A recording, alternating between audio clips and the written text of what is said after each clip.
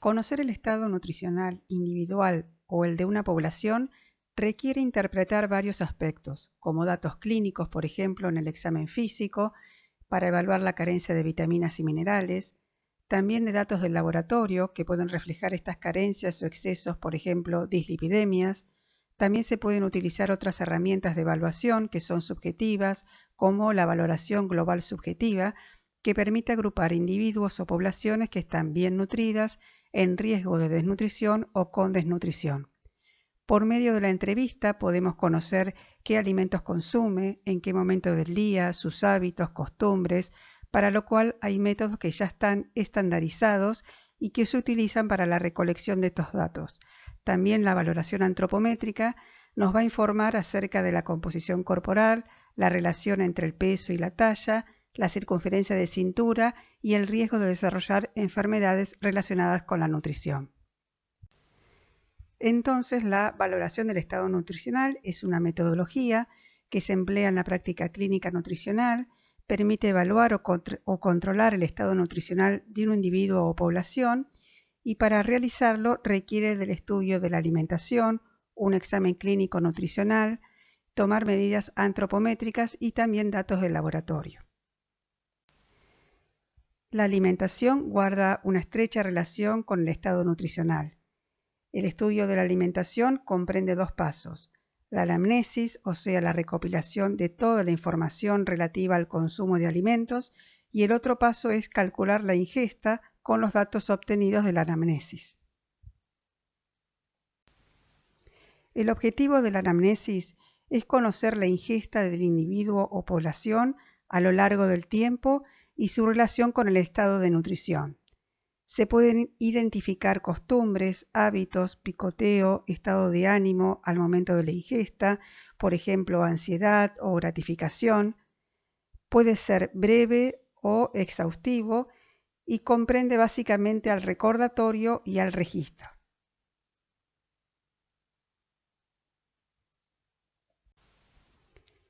El recordatorio es un método retrospectivo que recopila información del pasado, reciente o lejano, para detectar en qué medida influyó su alimentación en el cuadro clínico actual.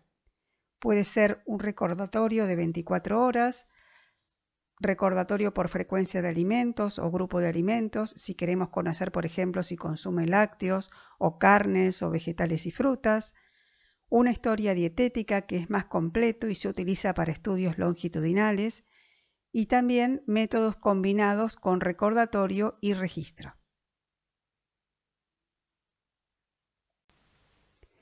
Con el registro, el individuo toma nota de lo que consume. Es dinámico, secuencial, prospectivo y además puede observar su comportamiento alimentario y también realiza ajustes en su alimentación.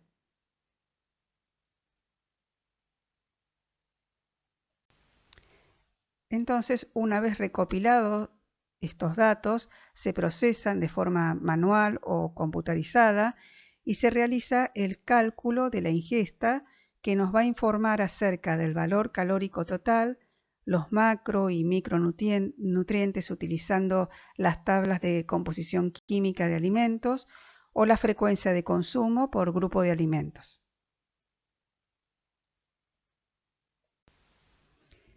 En esta tabla se muestran las características, las ventajas y desventajas de cada método, pero podemos decir que el registro requiere que el entrevistado sepa leer y escribir, o también puede realizarlo un familiar, por ejemplo, y puede ser de un día hasta 7 días.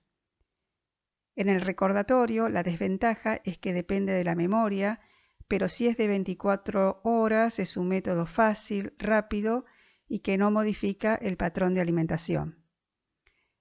El recordatorio de frecuencia alimentaria también es un método fácil y rápido, con buena información acerca del consumo por grupo de alimentos. La historia clínica, la historia dietética se utiliza para estudios longitudinales más extensos y requieren de un entrevistador entrenado. Los métodos combinados también aumentan la precisión.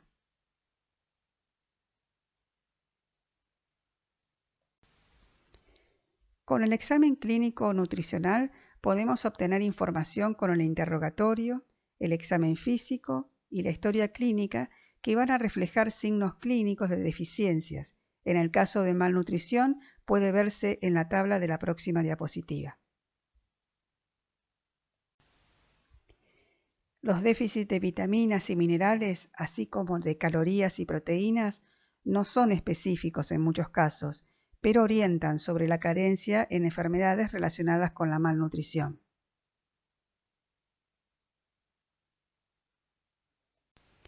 Todos los datos del examen físico-nutricional nos van a orientar acerca de las carencias de nutrientes.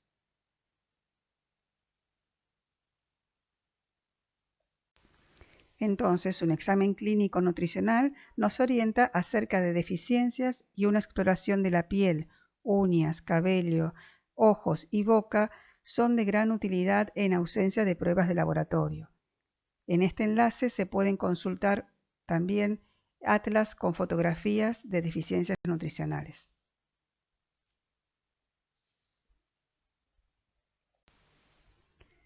Entonces, para el examen clínico nutricional hay que tener en cuenta a quién o a quiénes voy a evaluar y para qué herramientas voy a utilizar para ello, si utilizaré pruebas de tamizaje como la evaluación global subjetiva o si además voy a realizar una valoración del estado nutricional completa con prácticas complementarias como antropometría, bioimpedancia, etc.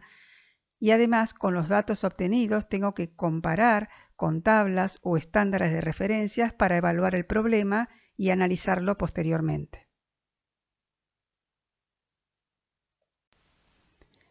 La evaluación puede ser subjetiva, que se basa en datos de la historia clínica y del examen físico, interroga acerca de la capacidad funcional y no utiliza medidas antropométricas ni de laboratorio.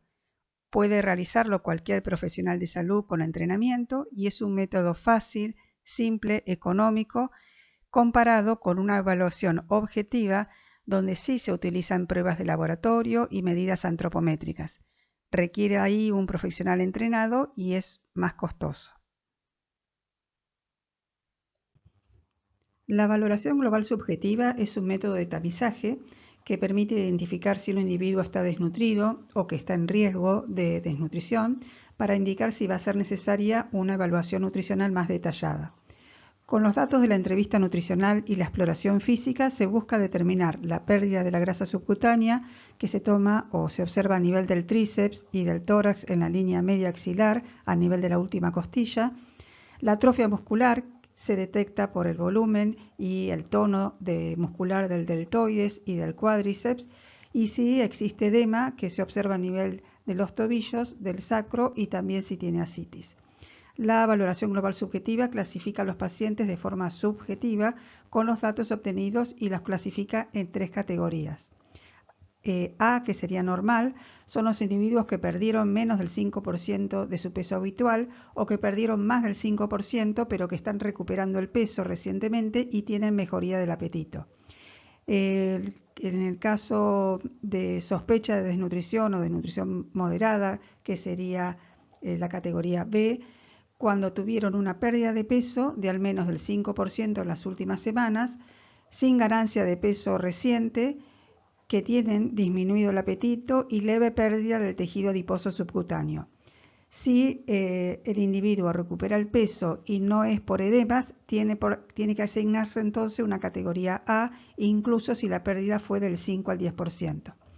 Y la categoría C, que es la desnutrición severa, se observa pérdida del tejido adiposo, atrofia muscular y a veces edemas, y una pérdida de peso de al menos del 10%. Al ser una valoración subjetiva necesita entrenamiento, pero es fácil de aprender, requiere poco tiempo y además es económica. Es utilizada dentro de las 24 horas de la internación y es una herramienta universal para la evaluación nutricional porque permite comparar prevalencia de malnutrición en diversas regiones.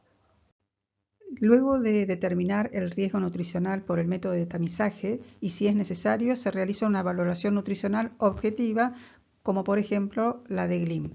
Recientemente fue publicado un consenso que reunió a representantes de diversas sociedades de nutrición, en donde se propuso una definición de desnutrición basada en los criterios de liderazgo global sobre desnutrición. Y de esta forma se siguen los siguientes pasos.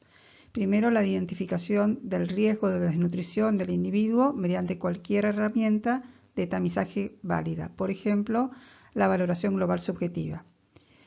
Luego, en la tabla 1, vemos que la evaluación para el diagnóstico de desnutrición mediante los criterios fenotípicos y etiológicos con la presencia de uno de cada categoría, siendo los criterios fenotípicos los marcadores de la gravedad de la desnutrición que van a ser utilizados en la tabla 2. En la tabla 2, los criterios Gleam para clasificar la gravedad. Se basa en los criterios fenotípicos y los clasifica en desnutrición moderada y desnutrición severa. Y la masa muscular disminuida tiene que ser realizada por métodos de evaluación validados. La desnutrición afecta a todos los grupos de edad, siendo especialmente vulnerable el paciente hospitalizado o institucionalizado. Es clave que al realizar una intervención nutricional, ésta sea temprana y continua. La pérdida de la masa muscular, que se pierde rápidamente como en las condiciones agudas o en condiciones crónicas, es característica de la sarcopenia y la caquexia. Por el contrario, el músculo tarda mucho tiempo en reconstruirse, y esta situación es similar a la de un incendio forestal seguido de reforestación. La intervención nutricional temprana es el principal objetivo y puede realizarse con alimentos, suplementos nutricionales orales, enterales o por vía parenteral según sea necesario. En cuanto a las causas de desnutrición, si la desnutrición responde a una situación de restricción de energía, se desencadenan mecanismos adaptativos y no hay un estado inflamatorio, como sucede en la anorexia en pacientes con alteraciones de la deglución, sin enfermedades concomitantes o en situaciones carenciales de índole socioeconómica. En estos pacientes, las condiciones de inmunocompetencia, de cicatrización y de resistencia al estrés están relativamente conservadas. La pérdida de peso se produce en forma gradual y este tipo de desnutrición responde positivamente al tratamiento nutricional, pero debe realizarse con precaución para evitar los desbalances metabólicos y electrolíticos que son característicos del síndrome de realimentación. La fragilidad se caracteriza por pérdida de peso, cansancio, debilidad, marcha lenta y disminución de la actividad física. La sarcopenia se caracteriza por la pérdida progresiva y generalizada de la fuerza, de la masa muscular y el rendimiento físico. Estas dos condiciones son consideradas factores de riesgo mutuos y pueden existir en el mismo individuo. Esto limita las actividades diarias actividades de la vida diaria, pueden generar osteoporosis, caídas, estancias prolongadas en hospitalarias, reingresos hospitalarios y muerte. Aunque la sarcopenia se considera una afección del envejecimiento, su desarrollo puede también estar presente en individuos jóvenes con enfermedades inflamatorias o endocrinas o neurológicas. La inactividad física, ya sea por el estilo de vida sedentario o por la inmovilidad o la discapacidad, o la ingesta inadecuada en energía o proteínas, ya sea por anorexia, mala absorción o acceso limitado a los alimentos de calidad. Otra causa puede ser la obesidad sarcopénica.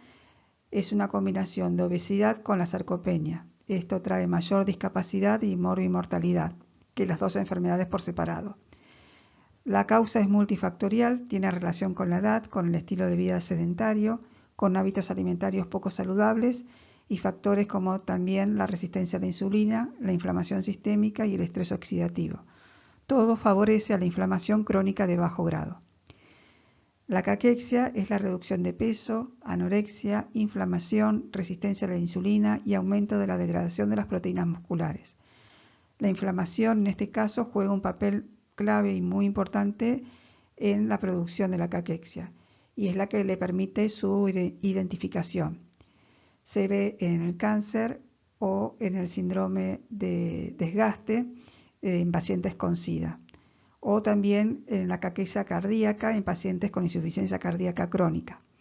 La caquexia se vuelve refractaria como resultado de un cáncer muy avanzado que no responde a la terapia médica.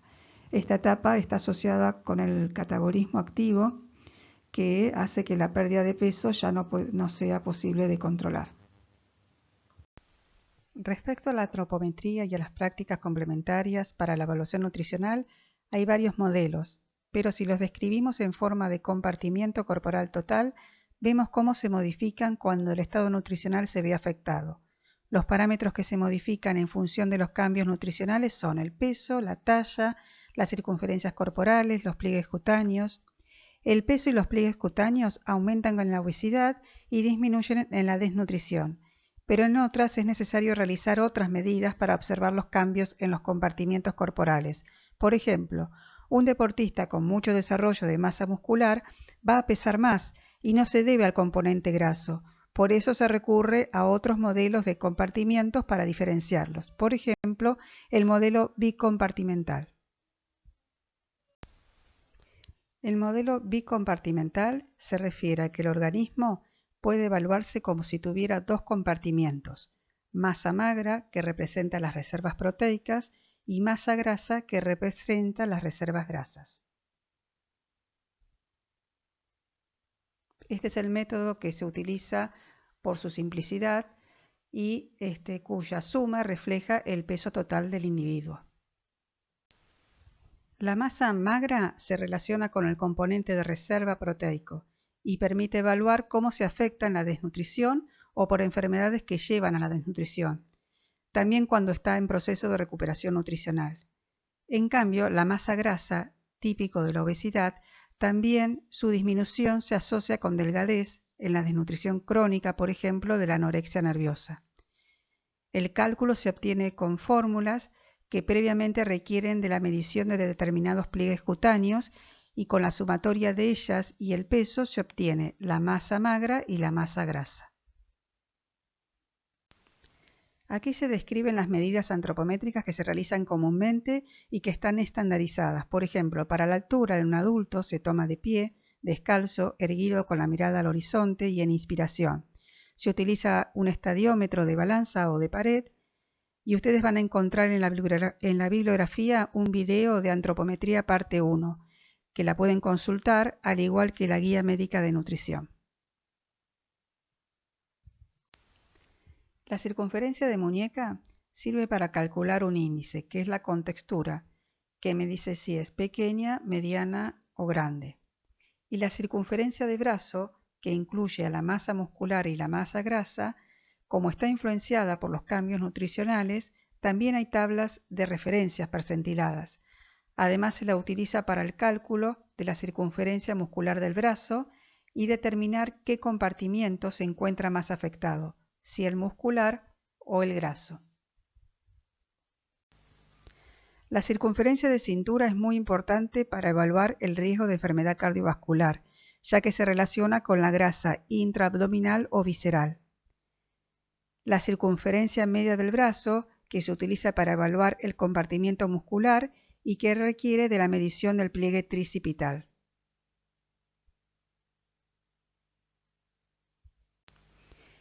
Con la circunferencia de cintura se puede calcular entonces el riesgo cardiovascular. Este parámetro es más importante que el índice de masa corporal, sobre todo en aquellos individuos con peso normal o sobrepeso, que ya pueden tener un riesgo cardiovascular alto debido a la distribución de la grasa predominantemente abdominal.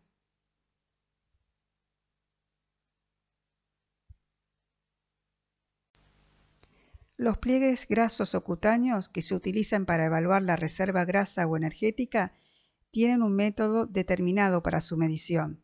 Pueden ver el video de mediciones antropométricas parte 3, allí se realizan las mediciones, siempre se hacen del lado derecho con un caliper y requieren de un entrenamiento especial. Estos pliegues, entonces, los pliegues cutáneos, tienen un sitio específico para su medición y requieren también de un entrenamiento especial. El diámetro sagital también es un parámetro útil para evaluar el riesgo cardiometabólico y se necesita un nivel y una cinta métrica para medir la altura sagital. La contextura es un índice que se calcula entre la talla en centímetros dividido la circunferencia de muñeca en centímetros. Esto permite conocer la contextura y comparar el peso del individuo con tablas que tienen en cuenta este parámetro. El índice de masa corporal, que se obtiene con el cociente entre el peso y la talla al cuadrado, o una forma fácil es determinarla por el peso dividido 2 veces la talla. Sirve para evaluar los grados de obesidad, determinar el peso normal, que está entre 18,5 y 24,9, aunque es poco específico para valores más bajos de 18,5.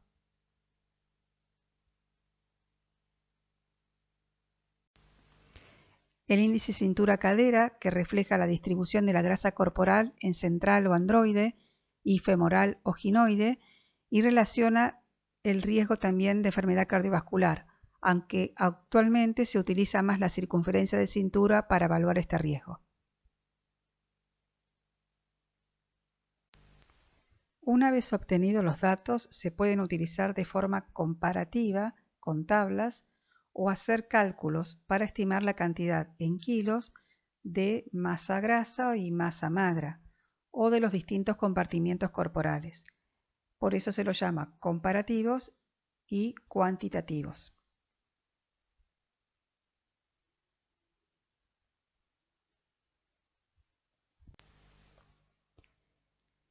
También existen prácticas complementarias más sofisticadas para medir compartimientos corporales, que no se van a describir, pero para que tengan en cuenta que se pueden utilizar para estimarlos. Por ejemplo, la bioimpedancia, la interactancia infrarroja, tomografía computada, resonancia magnética nuclear, densitometría de rayos X, ecografías.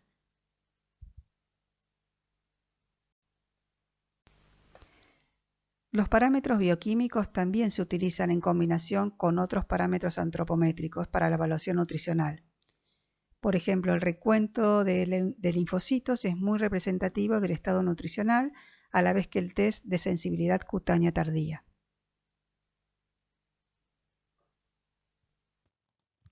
Hay muchas herramientas para la valoración nutricional. Va a depender de los recursos y si es a nivel individual o en población.